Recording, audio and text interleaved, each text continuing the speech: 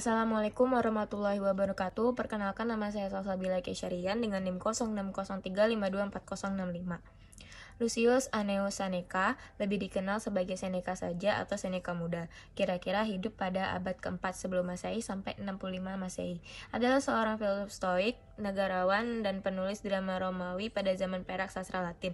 Dia adalah tutor dan kemudian menjadi penasehat Kaisar Nero. Dia dituduh terlibat dalam konspirasi Piso yang bertujuan membunuh Kaisar dan dipaksa melakukan bunuh diri. Di Roma, Seneca dilatih dalam bidang retorik dan diperkenalkan kepada filsafat stoik Helenistik oleh Attalus dan Sotion. Tulisan Seneca sendiri menggambarkan kesehatannya yang buruk. Pada tahun 41, Claudius menggantikan Caligula atas permintaan istri ketiganya, Varelia Messalina, mengasihkan Seneca ke Korsika dengan tuduhan berbuat serong dengan saudara perempuan Caligula yaitu Julia Livilla. Seneca menghabiskan waktu pengasingannya dengan belajar filsafat dan ilmu alam atau kehidupan yang dianjurkan oleh pemikiran stoik Romawi dan menulis Consolation. Pada tahun 49, istri keempat Claudius memanggil Seneca kembali ke Roma untuk menjadi tutor bagi putranya yaitu Nero. Dari tahun 54 sampai 62, Seneca menjadi penasehat Nero bersama dengan seorang prefek praetorian, Sextus Afranius Burrus. Mariam Griffin beranggap bahwa Seneca memberi pengaruh politik kuat atas Nero, termasuk pada tahun-tahun pertamanya.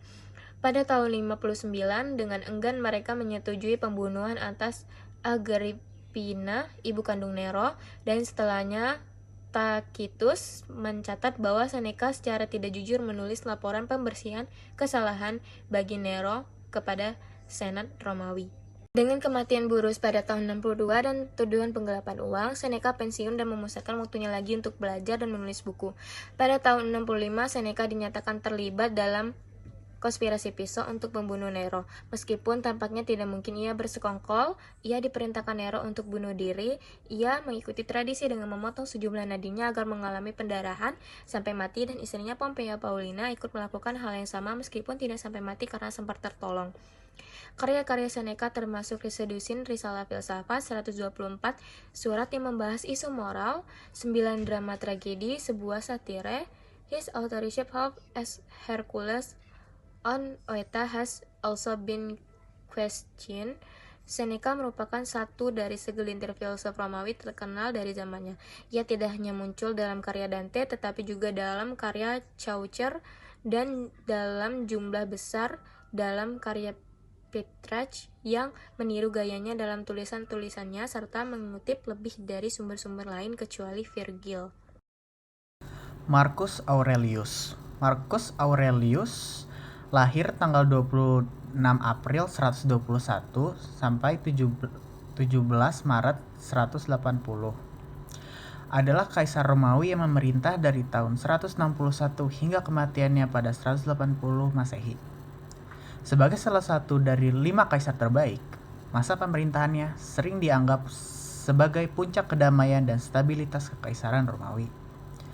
Marcus juga terkenal sebagai seorang filsuf stoik, dan karya tulisannya yang berjudul Meditation atau Renungan menjadi salah satu teks utama dalam filsafat stoicisme dan tetap berpengaruh hingga saat ini. Kehidupan awal dan latar belakang. Marcus Aurelius lahir dengan nama lengkap Marcus Annius Verus pada 26 April 181 di Roma. Dalam sebuah keluarga bangsawan Romawi, ayahnya, Annius Verus, berasal dari sebuah keluarga senatorial terkenal, sementara ibunya, Somitia Lucilla, adalah keturunan dari keluarga kaya yang memiliki tanah yang luas. Marcus menjadi yatim piatu saat usia dini, dan kakeknya dari pihak ibu, Marcus Annius Verus, mengambil alih sebagai wali dan pendidiknya. Sebagai seorang anak muda, Marcus menunjukkan minat yang besar pada filsafat.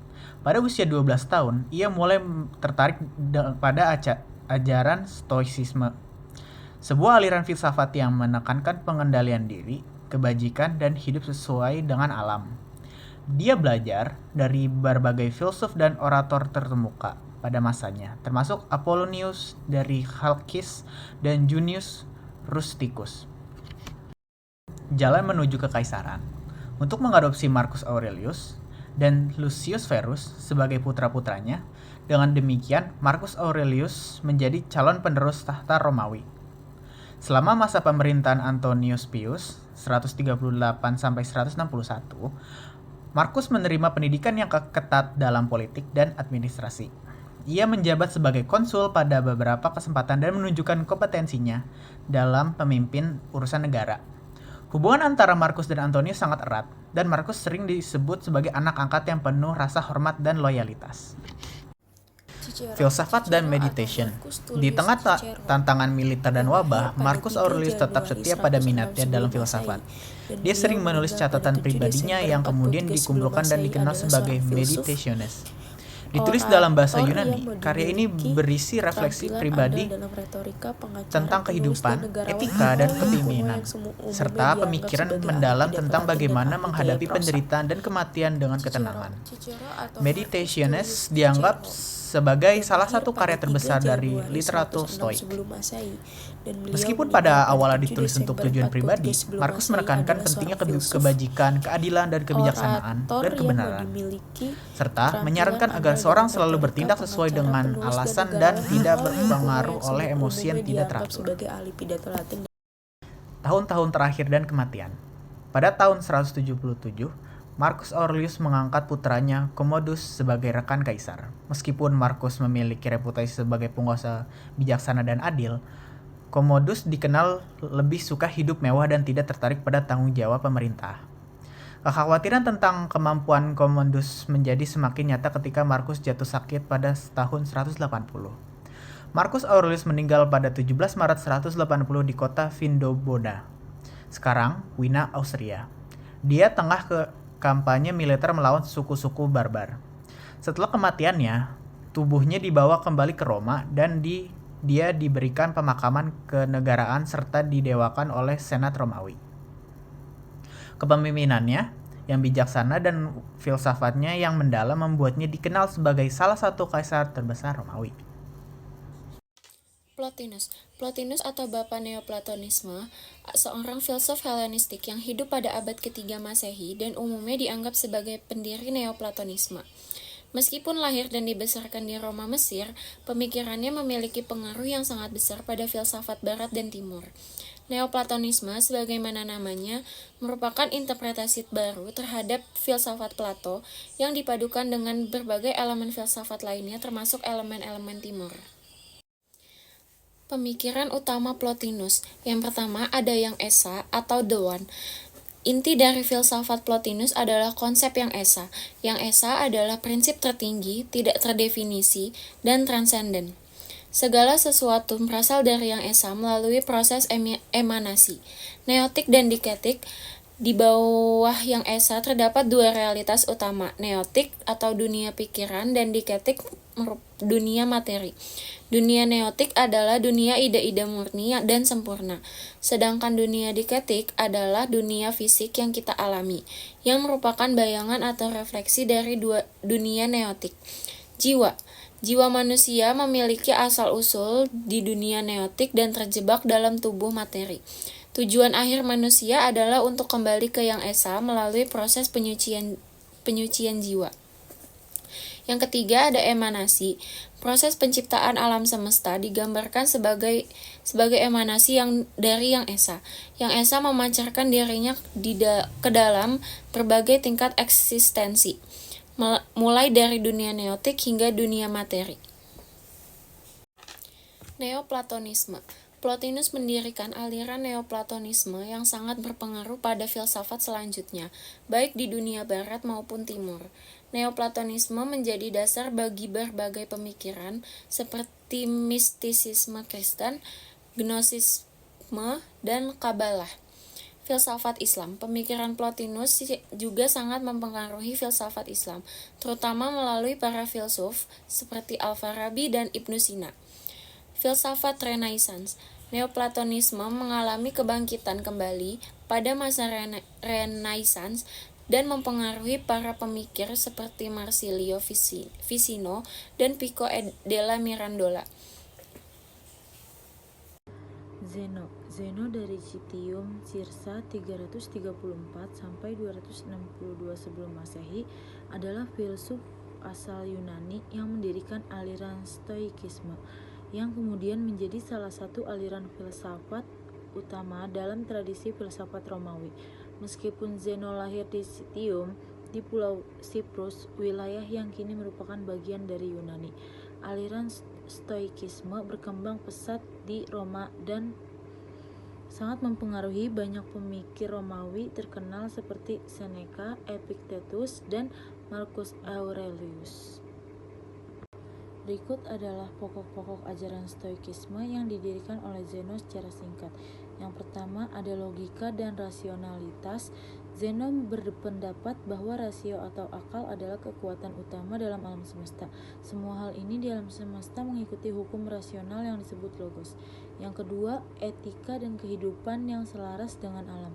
Stoikisme menekankan bahwa kebahagiaan dan kedamaian batin tercapai bukan dengan mengejar kenikmatan duniawi, tetapi dengan hidup sesuai dengan alam dan hukum alam. Dan yang ketiga, kebajikan sebagai tujuan utama. Stoikisme memandang kebajikan atau virtus sebagai satu-satunya kebaikan sejati. Dalam pandangan Zeno, kebajikan adalah yang berdasarkan dalam kebijaksanaan, keberanian, keadilan, dan pengenalan diri. Latrutius 99 sampai 55 1000 Masehi adalah seorang filsuf dan penyair Romawi yang dikenal karena karyanya De Rerum Natura tentang alam semesta, yang merupakan salah satu teks filsafat yang paling penting yang masih bertahan dari zaman Romawi. Karya ini tidak hanya penting dalam konteks pemikiran Romawi, tetapi juga memberi pengaruh besar pada pemikiran ilmiah dan filsafat Eropa di kemudian hari. Filsafat Latrutius, Antonisme, dan Materialisme.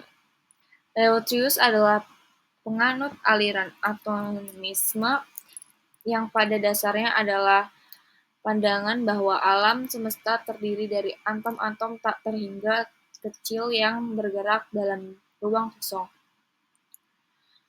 Konsep ini dipengaruhi oleh pemikiran filsuf Yunani seperti Democritus dan Epicurus. Antonisme yang diajarkan dalam De Rerum Natura berusaha menjelaskan segala sesuatu yang ada di dunia ini, baik itu benda, makhluk hidup, bahkan pikiran sebagai hasil dari kombinasi atom-atom yang bergerak dan bertabrakan dalam ruang. Ada beberapa prinsip utama dari filsafat Latrutius yang dapat dijelaskan lebih lanjut. Prinsip utama Latrutius: atomisme dan kekekalan alam. Menurut Latrutius, alam semesta tidak diciptakan oleh kekuatan ilahi atau entitas supernatural, melainkan merupakan hasil dari gerakan dan interaksi atom-atom yang berlangsung tanpa henti. Atom-atom ini tidak dapat dibagi lebih kecil lagi karena bersifat abadi. Sedangkan dunia ini berbentuk dari perubahan kombinasi dan pergerakan atom-atom tersebut. Dengan demikian tidak ada penciptaan atau kehancuran dalam arti religius, melainkan hanya perubahan yang terus-menerus di dalam alam. 2. Penolakan terhadap kepercayaan terhadap dewa-dewa dan takdir. Latrutius sangat kritis terhadap keyakinan akan dewa-dewa dan takdir. Ia berargumen bahwa banyak ketakutan manusia terhadap dewa-dewa yang dianggap mengatur nasib mereka berasal dari ketidaktahuan dan kepercayaan tidak rasional. Dalam pandangan Latrutius, dewa-dewa tidak bercampur tangan dalam kehidupan manusia. Alam semesta beroperasi sesuai dengan hukum-hukum alam, tanpa henti intervensi kekuatan ilahi. Ini adalah pandangan yang sangat materialistik dan rasional, yang menekankan pentingnya pengetahuan ilmiah untuk memahami dunia. Yang ketiga, teori pengetahuan dan persepsi. Latrutius juga menemukan pandangan tentang persepsi manusia dan pengetahuan. Ia berpendapat bahwa pengetahuan kita tentang dunia berasal dari indera yang menerima citra atau gambaran dari benda-benda di dunia. Atom-atom ini yang disebutkan sebagai simulacra mengalir keluar dari benda-benda dan diterima oleh indera kita membentuk pengalaman kita tentang dunia luar. Keempat, etika dan kehidupan yang bahagia. Walaupun pandangannya sangat materialistik, Tertullius tidak hanya berfokus pada teori alam semesta, tetapi juga ada bagaimana manusia seharusnya hidup. Salah satu inti dari ajarannya adalah pencarian kebahagiaan yang berasal dari pemahaman akan alam semesta yang memisahkan dari diri ketakutan terhadap kematian atau hukuman dari dewa-dewa. Menurutnya, banyak penderitaan manusia berasal dari ketakutan dan tidak berdasar terhadap kematian dan hal-hal gaib. Ketika seseorang menyadari bahwa jiwa pun terdiri dari atom dan tidak ada kehidupan setelah mati, maka ketakutan terhadap kematian akan hilang dan ini akan membawa kedamaian batin. Kelima, pentingnya pengetahuan dan ilmu. Lecterius menganggap bahwa ilmu pengetahuan adalah kunci untuk mengatasi ketakutan dan penderitaan. Dengan memahami cara kerja alam semesta, manusia dapat membebaskan diri dari mitos dan ketakutan yang tak berdasar. Pemahaman yang mendalam tentang hukum alam akan membawa kedamaian, karena manusia bisa menerima kenyataan bahwa dunia ini berjalan dengan cara yang alami, tanpa campur tangan kekuatan gaib. Pengaruh Lecterius. Filsafat Lecterius terutama yang terdapat dalam De Rerum Natura mempengaruhi banyak pemikiran barat, termasuk para filsuf modern seperti Thomas Hobbes, Spinoza, dan bahkan beberapa pemikiran pencerahan. Dalam banyak hal, Lecterius mendalui pemikiran ilmiah modern tentang alam semesta, yang menunjukkan bahwa ia adalah seorang pemikir yang sangat maju untuk zamannya.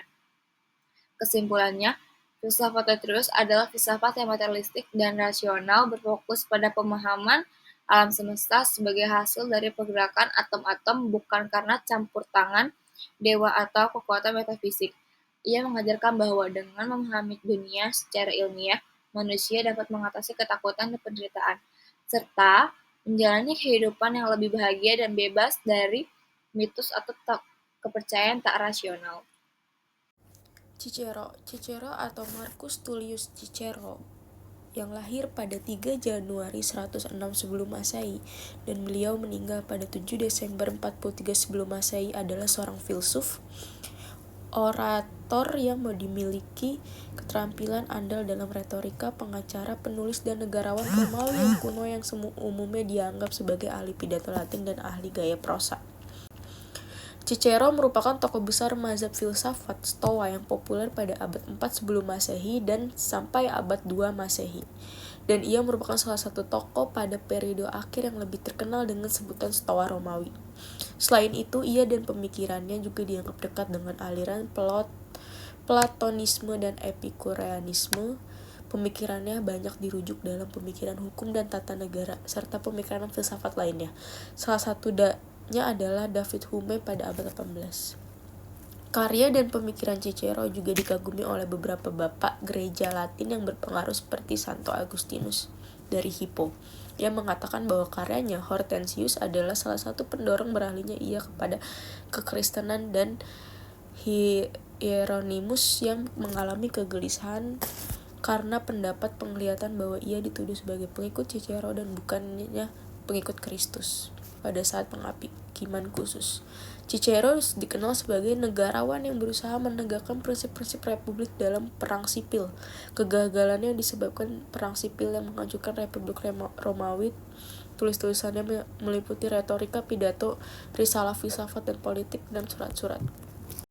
Cicero atau Marcus Tullius Cicero yang lahir pada 3 Januari 106 sebelum Masehi dan beliau meninggal pada 7 Desember 43 sebelum Masehi adalah seorang filsuf, orator yang dimiliki keterampilan andal dalam retorika, pengacara, penulis, dan negarawan Romawi yang kuno yang umumnya dianggap sebagai ahli pidato Latin dan ahli gaya prosa.